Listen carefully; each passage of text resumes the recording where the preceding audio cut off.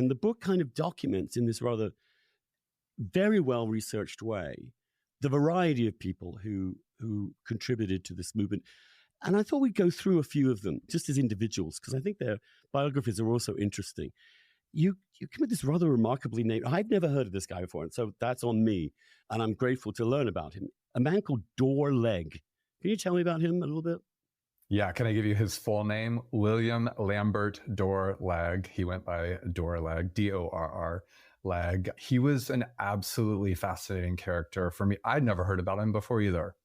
And to delve into his history and to know how important he was.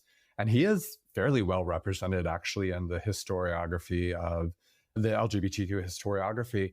And this I think speaks to what you were just sort of saying about the lack of representation and the sort of lack of variety that we see in a lot of this history. He would be mentioned in these histories of homophile organizations because he was so important to them. But there would be this like little parenthetical aside, like, oh, he was a Republican, or, there'd be one sentence that said, and eventually in the 1970s, he helped found the first gay Republican organization in Los Angeles. And, these parentheticals and these asides are sort of way of like basically acknowledging that part of him, but not at all grappling with what that meant for actually the history that those historians were writing about. And so I wanted to take that parenthetical and make it a whole chapter. Right. What does it mean that this guy is a conservative, don't tread on me, Midwestern Republican who moves to California in the 1940s and helps, he's not the founder of, but he's one of the earliest members of the Mattachine Society. So he comes from this fairly well-off family in Ann Arbor, Michigan.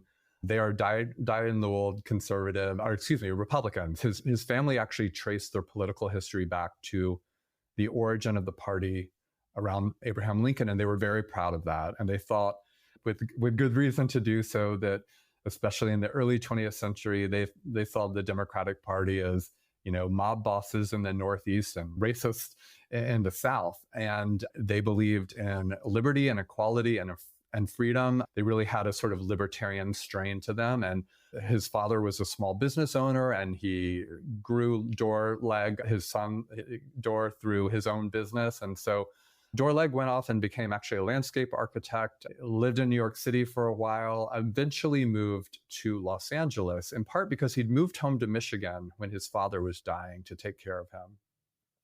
And Dorr Legg liked to date Black men, and being out and about with Black men in Detroit in the 1930s easily raised the eyebrows of police, of the Vice Squad. And he was arrested simply for walking down the street with some Black men. And he thought, what in the world? This is just, isn't this supposed to be the land of liberty and freedom? And so he decided to move to California, because in his mind, that was a place where he could do what he wanted, in a way that a lot of Americans believed. The American West was the land of opportunity, freedom, and leave me alone. I can do my own thing. There's going to be no prying eyes out here.